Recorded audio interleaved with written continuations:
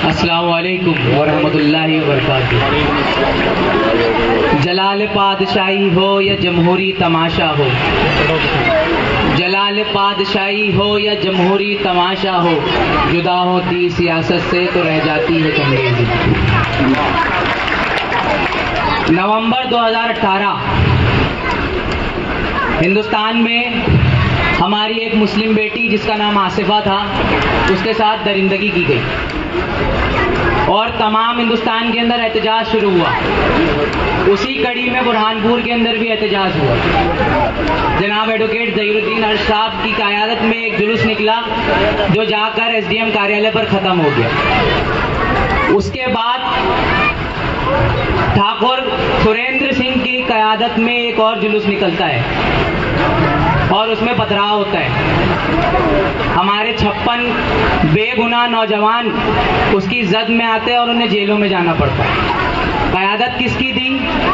सुरेंद्र कुमार की। तो उसे क्या करना चाहिए था?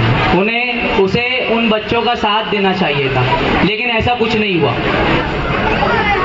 वो अपने हवारीन जो उसके साथ के लोग हैं, उनके अलावा उसने एक भी बच्चे का पैसा नहीं चुकाया जो जमानत में लग रहे थे। कम से कम 50,000 के करीब थे। बुरहानपुर के सामाजिक संगठन हजरत चमन शाह वली सोसाइटी द्वारा बच्चों के लिए पैसे जमा करे गए और इन्हीं चेहरे जो आपके पीछे दिख रहे हैं, इन्हीं लोगों से जमा किए गए और उनकी जमानत करवाई गई। उसके बाद जमानत हो गई। जब स्पेशल कोर्ट ट्रांसफर हुआ केस, क्योंकि ठाकुर सुरेंद्र सिंह उसमें इन्वॉल्व थे और वो विधायक थे, तो उधर केस गया। अब जब भी पेशी पर जाना पड़ता था तो एक एक बच्चे को 1-1 से 2-2 हज़ार रुपये का खर्चा आता था। हमने ठाकुर साहब से कहा कि हमारे लिए एक बस करवा दें ताकि सारे बच्चे आपके साथ चले जाएं। उन्होंने वहाँ पर भी हमारी कोई हेल्प नहीं। मामला आगे बढ़ता है। 2019 लॉकडाउन आप सबको याद है। मुझे बताएं कि कल एक साहब नए मोहल्ले में बोल रहे थे कि ठाकुर फैमिलीज ने बहुत अनाज और राशन पानी शहर के अंदर बंटवाया। यहाँ पर जितने तमाम लोग मौजूद हैं, कोई एक आदमी उठकर ये बोल दे कि उसके वहाँ पर ठाकुर सुरेंद्र सिंह के वहाँ से राशन पानी आया है? कोई है यहाँ पर? किसी के वहाँ पे राशन आया है? आया है क्या? तो तेज बोलो, आया है क्या? नहीं आया है। उसने अपने आप को क्वारंटाइन करवा लिया अपने मोहल्ले में, और वो क्वारंटाइन जहाँ हुआ वहां पर उसके मोहल्ले वालों को भी तकलीफ हुई। वहां से कई कॉल हमारे को आए, हमारे जो लोग सामाजिक कार्य करते हैं उनको आए। हमने वहां उन्हें राशन पहुंचाया, हमने वहां उन्हें दूसरी सुविधाएं अवेलेबल करवाई। हमने ऐसे कहा कि ऑक्सीजन की कमी है बुरहानपुर में। दूसरे लॉकडाउन में जब दूसरा लॉकडाउन लगा तो वहाँ हमारे यहाँ पे ऑक्सीजन और ब्लड बहुत लग रहा था, प्लाज्मा बहुत लग रहा था। हमने उसे कहा फोन करके, तो कहा कि कलेक्टर से बात करो, वो मेरा काम नहीं है। हम आगे बढ़िए। हमारे चमन शाह वली सामाजिक संगठन के अध्यक्ष सैयद इसाक अली, आप बेहतर जानते होंगे, यहाँ कई लोग उन्हें जानते होंगे। उनके ऊपर उनके द्वारा 3 फर्जी मुकदमे दर्ज किए गए। तो ये आदमी ने आपका क्या बिगाड़ा था?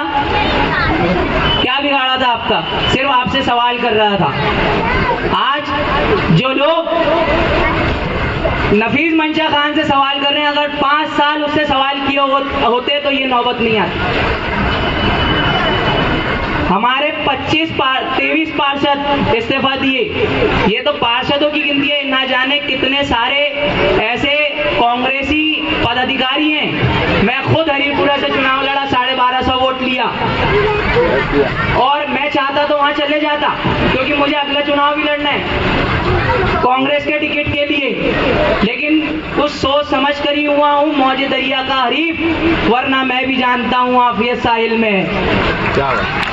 तो हम जो यहाँ बैठे हुए हैं वो किस लिए बैठे हुए हैं? आपके लिए बैठे हुए हैं। हमारे बहुत सारे मसाइल हैं। हमारी बच्चियों के लिए कॉलेज नहीं है यहाँ पर, उसकी कॉलेज में हिजाब पर पाबंदी है, वो हिजाब पहन कर आने नहीं देते।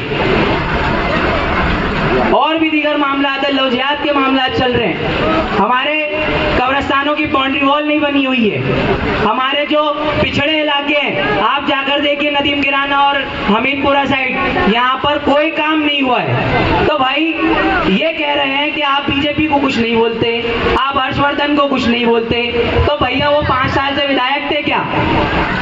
5 साल से विधायक तू था तो सवाल तेरे से किया जाएगा, उनसे हम सवाल काहे को करेंगे? और तुमको सबको मुसलमानों के वोट चाहिए, मुसलमान लीडर किसी को नहीं चाहिए। 85,000 वोट दिए थे ना पिछली बार, उधर से कितने मिले थे? 13,000। और देख लो आप उधर जाके और इधर आके कि कितना विकास हुआ है। 1,000 करोड़ का विकास बता रहे हैं वो। कल अभी कुछ दिन पहले एक सभा में एक भाई बोल रहे थे कि वो 15 लाख वहां दे दिए, 11 लाख वहां दे दिए, 13 लाख वहां दे दिए। तो 1,000 करोड़ में से अगर 45 लाख उसने दे दिया तो कौन सा बड़ा महान काम कर लिया? तो हमें इस वक्त सोचने की बात है, हमारे बीच में ना सिर्फ विकास का मुद्दा है बल्कि हमारी कौम और मिल्लत का भी मुद्दा है।